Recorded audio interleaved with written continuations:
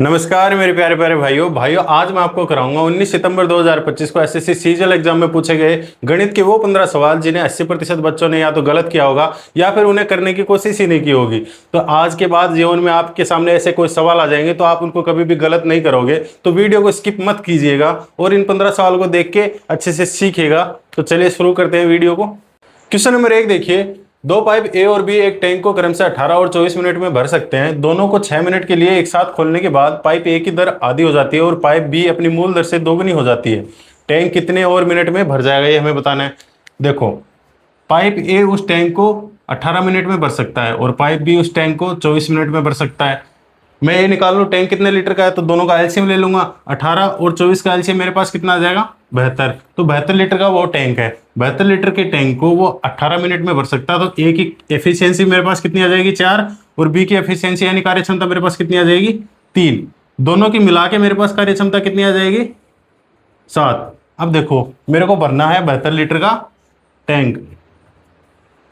शुरुआत में क्वेश्चन में क्या कह रहा है, ए और बी दोनों साथ में खोले जाते हैं कितनी देर तक, 6 मिनट तक। अब 6 मिनट तक ये दोनों साथ खोले गए तो 1 मिनट में ये 7 लीटर डाल देते हैं। तो कितना लीटर पानी डाल देंगे, 6 गुना 7, 42 लीटर पानी टैंक का डाल देंगे। बचा हुआ कितना लीटर है, 30 लीटर।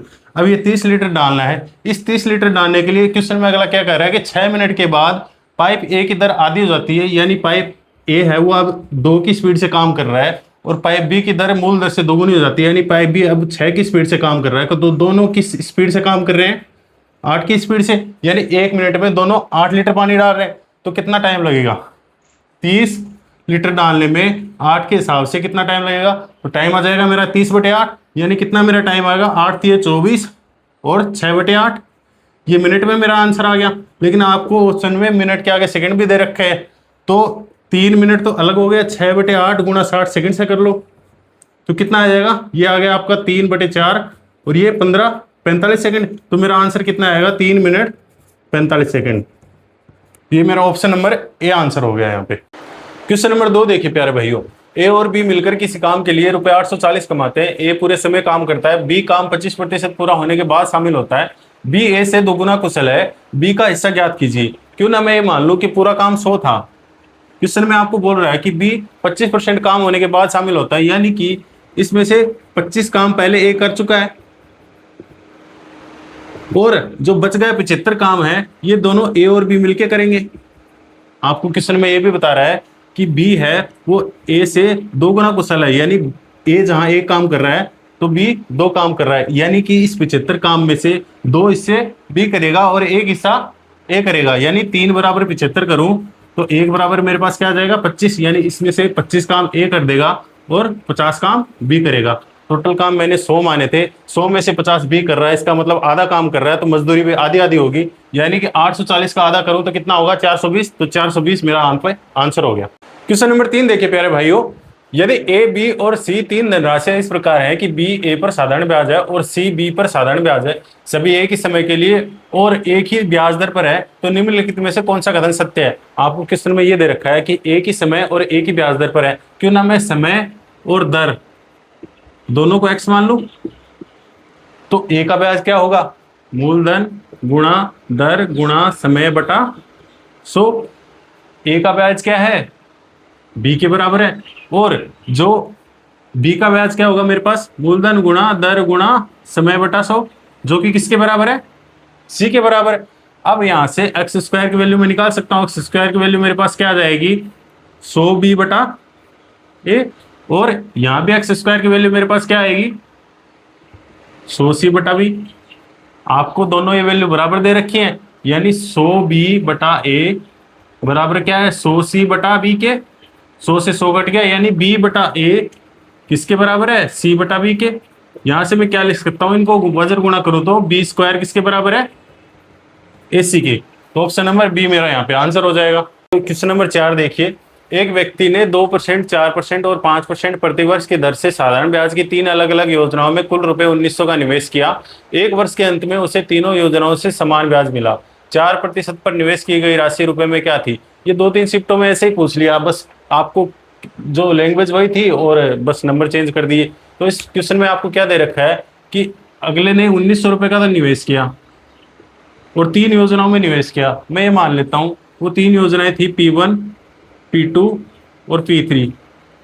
आपको ये क्या क्या कह रहा है कि तीनों योजनाओं से समान ब्याज मिला उसको, तो पहली योजना पे किस दर पे दे रहा हो, P1 गुणा मूलधन गुणा दर गुणा समय बटा 100, समय 1 वर्ष है।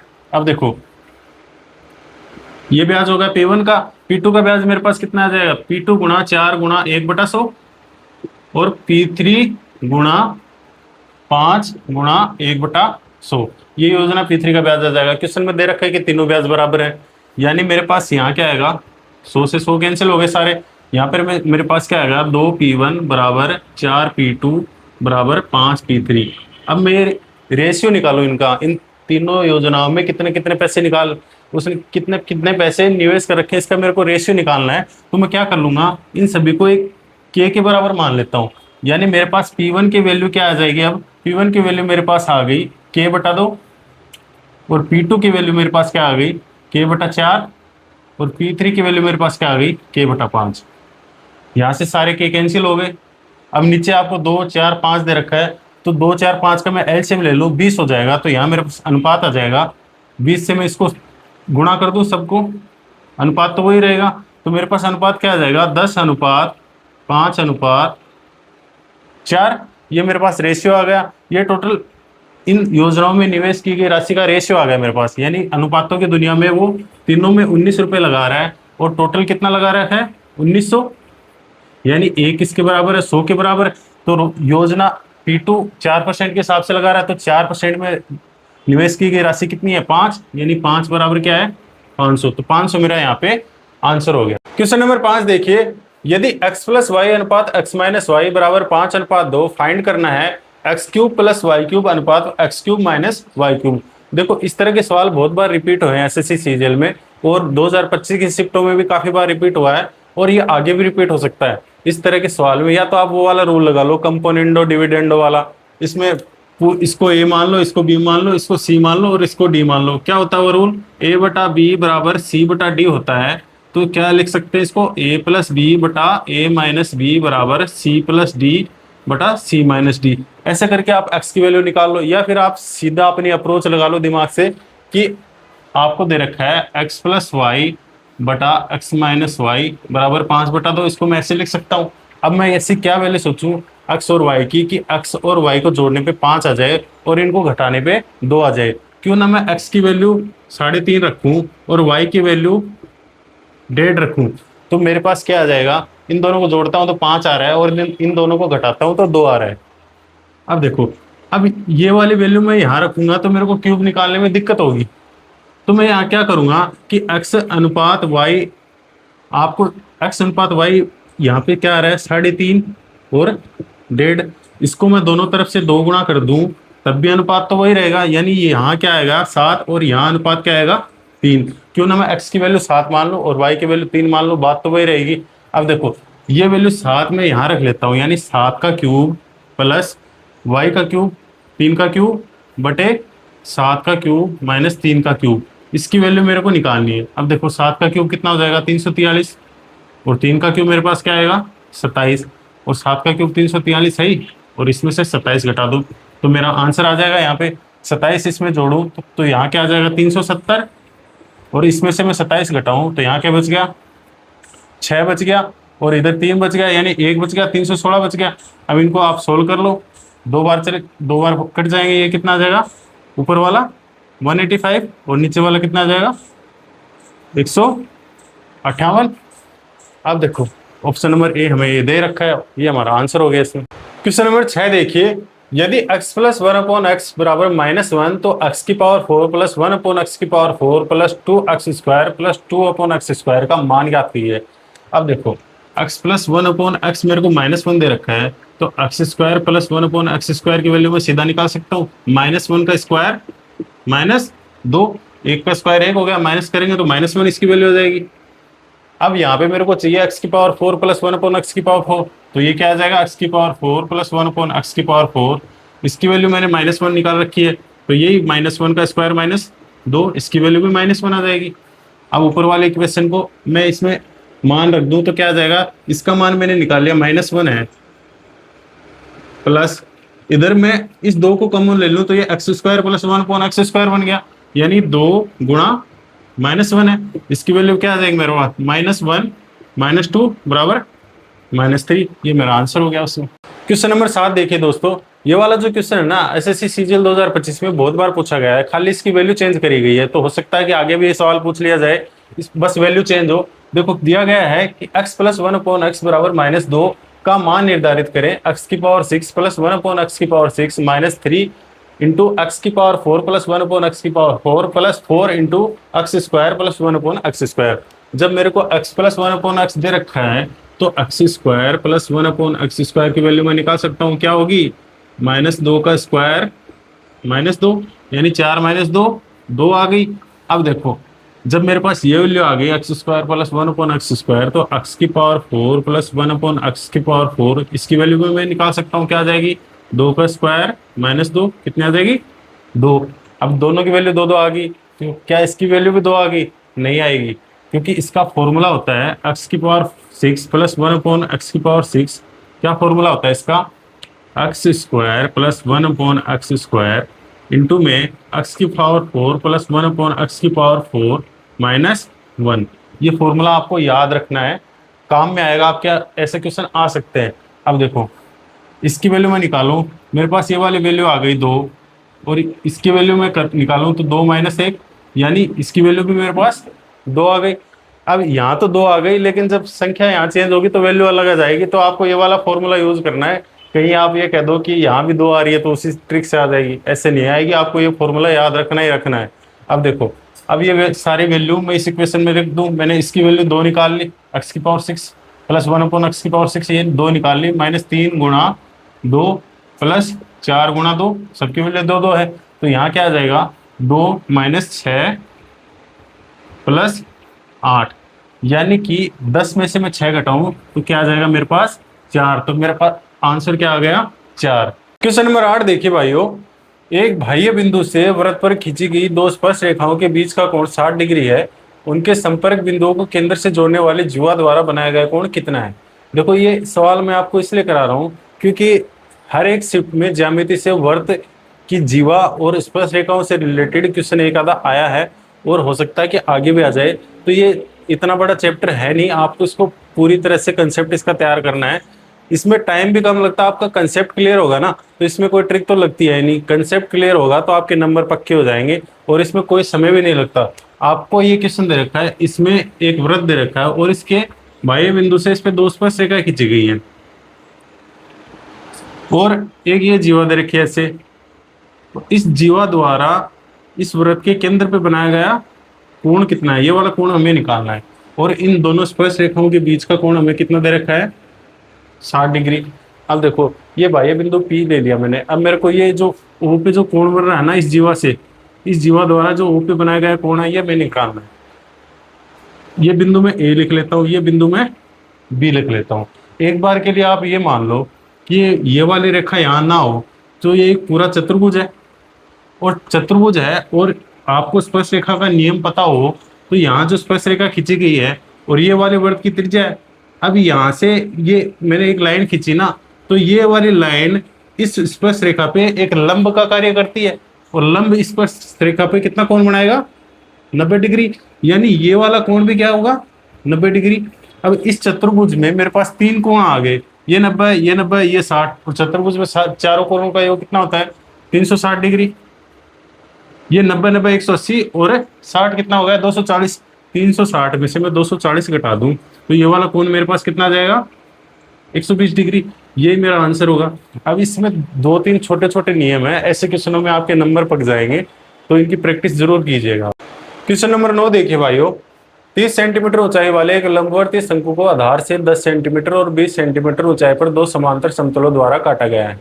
तीनों भागों के आयतनों का अनुपात ऊपर से नीचे तक क्या है ये हमें बताना है। एक शंकु दे रखा है, इस शंकु को आधार के समांतर एक तो 10 सेंटीमीटर ऊंचाई पे काट रहा है वो, और एक आधार से 20 सेंटीमीटर ऊंचाई पे काट रहा है, यानी 2 बार काट रहा है। देखो भाइयों ये 3D का क्वेश्चन है, और इस तरह के क्वेश्चन मैंने पीछे वाले 2 वीडियो में भी करा रखे हैं, उनको भी आप देख लेना जिससे आपका कंसेप्ट क्लियर हो जाएगा।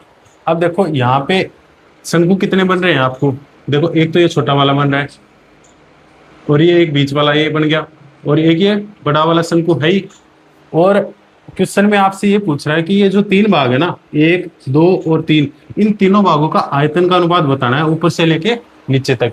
तो ये जो यहाँ पे तीन शंकु बन रहे हैं ना 3D में, ये दिखने में तो एक जैसे यानी समरूप है, और जैसे समरूप त्रिभुजों में होता है ना, ऐसे ही इनमें रिलेशन होता है कि इन तीनों शंकुओं के आयतन का अनुपात, मैं V1 ले लूं छोटे वाले का आयतन, और V2 ले लूं बीच वाले का आयतन, और V3 ले लूं बड़े वाले का आयतन। तो इनके जो आयतनों का अनुपात होता है ना, वो इनकी ऊंचाइयों के क्यूब के बराबर होता है। यानी कि छोटे वाले की मैं ऊंचाई मान रहा हूँ h1, बीच वाले की मान रहा हूँ h2, और बड़े वाले की मैं मान रहा हूँ h3, इसके क्यूब के बराबर होता है। अब मेरे को चाहिए इनकी ऊंचाई चाहिए, तो ये क्या कर रहा है कि ये वाला जो कट है वो आधार से 10 सेंटीमीटर ऊंचा है, और ये वाला कट क्या है, आधार से 20 सेंटीमीटर ऊंचा है। अब देखो ये कट जो है वो आधार से 20 सेंटीमीटर ऊंचा है, और 30 सेंटीमीटर मेरे को पूरे इसकी लंबाई दे रखी है शंकु की। तो एक लंबाई तो मेरे पास पता है कि बड़े वाले शंकु की लंबाई क्या है, 30 है। जब ये वाला कट जो ऊपर वाला कट है वो आधार से 20 सेंटीमीटर ऊंचा है, तो इसका मतलब इसकी ऊंचाई तो 10 है, और जो दूसरा शंकु है इसकी ऊंचाई कितनी होगी, यहाँ से यहाँ तक 20 हो गई, और बड़े वाले की 30 है ही मेरे पास। तो यहाँ क्या लिख सकता हूं मैं, 10/20/30, इसका क्यूब होगा इनके आयतनों का अनुपात। अब देखो 10 का क्यूब करो तो मेरे पास ये 0 0 में काट दूं, 10 का क्यूब क्यूब करो यानी कि 1 का क्यूब 1 हो गया, 2 का क्यूब 8 हो गया, और 3 का क्यूब 27 हो गया। ये मेरे पास इनके आयतनों का अनुपात आ गया यहाँ पे। यानी कि छोटे वाले का आयतन 1 ही मान लेता हूं मैं कि इसका आयतन 1 है, और इसका आयतन क्या है, जो दूसरा शंकु बन रहा है इसका आयतन क्या है, 8 है, और जो बड़ा वाला शंकु है इसका आयतन मेरे पास 27 आ जाएगा। अब आपको इन भागों का आयतन निकालना है। तो पहला भाग तो ये है, ये शंकु ही है, तो इसका आयतन क्या आएगा, 1 अनुपात। अब जो दूसरा भाग बन रहा है इसका आयतन कैसे निकलेगा, ये जो बड़ा वाला ये जो बीच वाला जो शंकु बन रहा है ना, इस शंकु में से ये छोटा वाला शंकु का आयतन मैं निकाल दूं, यानी कि 8 में से मैं 1 घटा दूं, तो क्या आ जाएगा, 7, इसका आयतन आ जाएगा। अब ये जो मेरे पास बड़ा वाला शंकु है, इसमें से ये वाला शंकु है इसका आयतन में घटा दूं, तो इसका आयतन आ जाएगा, यानी 27 में से मैं 8 घटा दूं तो मेरे पास क्या आ जाएगा, 19। ये मेरा आंसर है, 1:7:19, ये मेरा आंसर हो गया।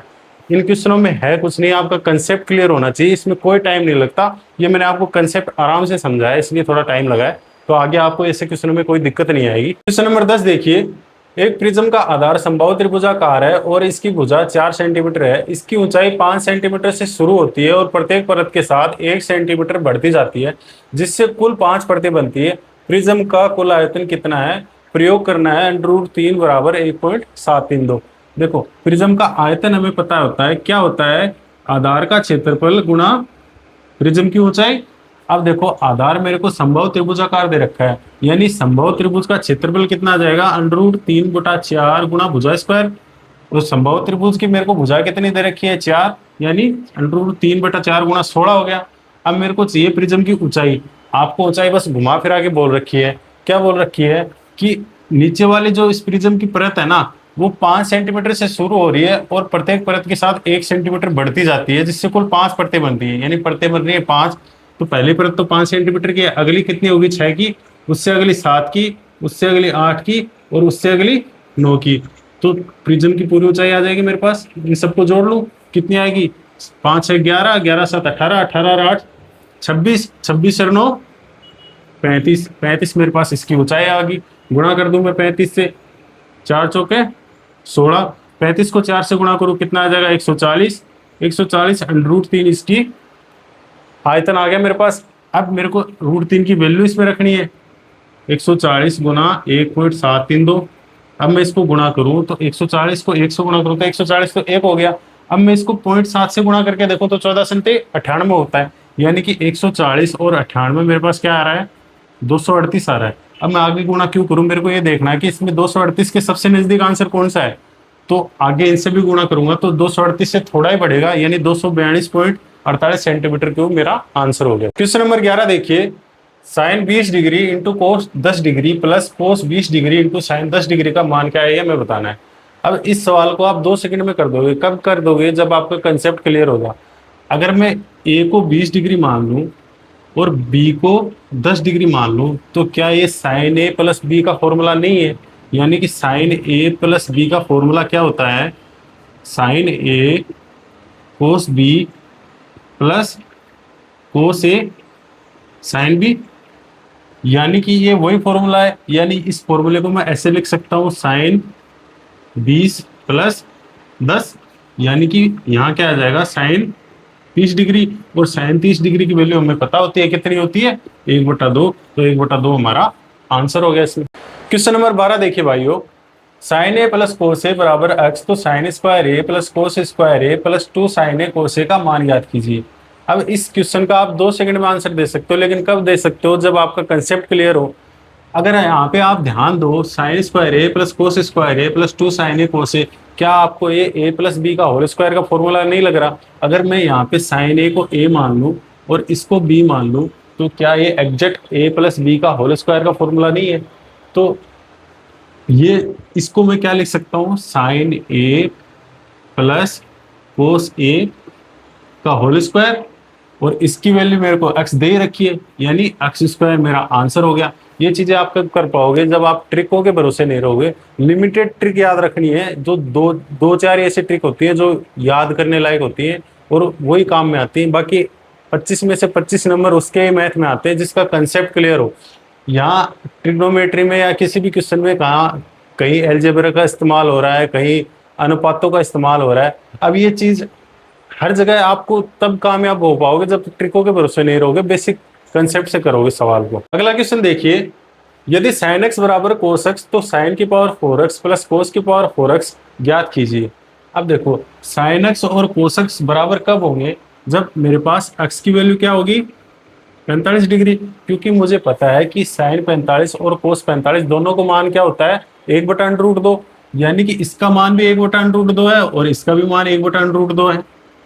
ठीक है, अब ये 1/√2 ये वैल्यू मैं इस इक्वेशन में लिख दूं, तो इस इक्वेशन को मैं क्या ऐसे लिख सकता हूँ, 1/√2 की पावर 4 प्लस 1/√2 की पावर 4। इसकी वैल्यू मेरे पास क्या आ जाएगी, 1/4।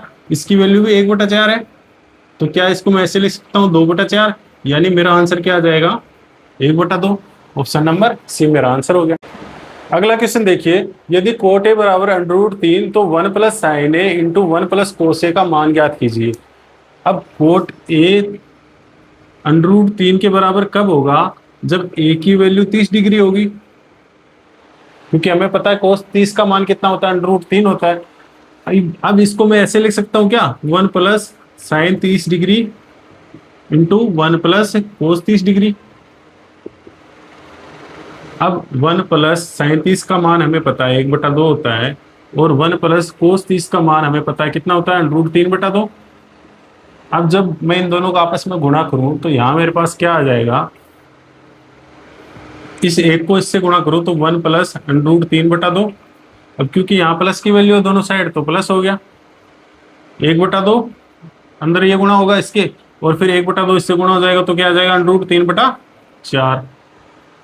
अब देखो, इस पूरे से मैं अगर 4 को एलसीएम ले लूं तो यहाँ मेरी वैल्यू क्या आ जाएगी, 4 प्लस 2√3 प्लस 2 प्लस √3। यहाँ मेरी वैल्यू क्या बन गई, 4 और 2 6, 6 प्लस 3√3/4। तो ये मेरा आंसर हो गया ऑप्शन नंबर 20 में। क्वेश्चन नंबर 15 देखिए, 0.5 का क्यूब प्लस 0.1 का क्यूब माइनस 0.6 का क्यूब, इस पूरे को भाग देना है इससे 3 गुणा 0.5 गुणा 0.1 गुणा 0.6। अब देखने में तो आपको ये बड़ा कैलकुलेटिव सवाल लग रहा होगा, लेकिन अगर आपका कंसेप्ट क्लियर होगा तो आपको इसको 2 सेकंड लगेंगे करने में। कैसे? अब यहाँ देखो, एक ध्यान देने वाली बात क्या है कि 0.5 है और 0.1 है, इन दोनों की वैल्यू जोड़ू तो क्या आ गई, 0.6। इस 0.6 से 0.6 को घटाऊं तो मेरे पास क्या आ जाएगा, 0 आ जाएगा। अब अगर मैं a की वैल्यू 0.5 मान लूं और b की वैल्यू मैं 0.1 मान लूं और c की वैल्यू मैं -0.6 मान लूं, तो क्या अगर मैं a प्लस बी प्लस सी करता हूं तो 0.5 प्लस 0.1 माइनस 0.6, इसकी वैल्यू मेरे पास क्या आ रही? 0।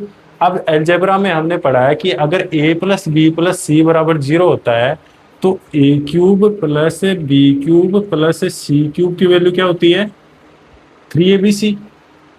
अब यहाँ पे a 0.5 है, b 0.1 है, c की वैल्यू माइनस 0.6 है। इसको मैंने c मान रखा है, इसको b मान रखा है, इसको a मान रखा है, तो इसकी वैल्यू क्या होगी मेरे पास? 3 गुणा 0.5 गुणा 0.1 गुणा माइनस का 0.6। इसमें मेरे को भाग देना इसका, 3 गुणा 0.5 गुणा 0.1 गुणा 0.6 का। इससे ये कट जाएगा, एक बार कटेगा, लेकिन यहाँ माइनस में है सी, तो मेरी वैल्यू क्या आ जाएगी? -1। ऑप्शन नंबर ए मेरा आंसर हो जाएगा। मेरे प्यारे भाइयों, मैंने आपको पूरे 15 क्वेश्चन करा दिए, लेकिन एक क्वेश्चन का मैं आपको होमवर्क दे रहा हूं, जिसका आंसर आपको मेरे को कमेंट में बताना है। क्वेश्चन ये है कि एक धनराशि साधारण ब्याज के तहत 5 वर्षों में 2.5 गुना हो जाती है, समान दर पर कितने वर्षों में यह 5 गुना हो जाएगी? आपको इसका आंसर मेरे को कमेंट करना है। और अगर आपको वीडियो अच्छी लगी हो और इससे आपको जीवन में वैल्यू मिली हो तो प्लीज मेरे चैनल को सब्सक्राइब करें और वीडियो को लाइक करें और इसको शेयर करें। बहुत बहुत धन्यवाद।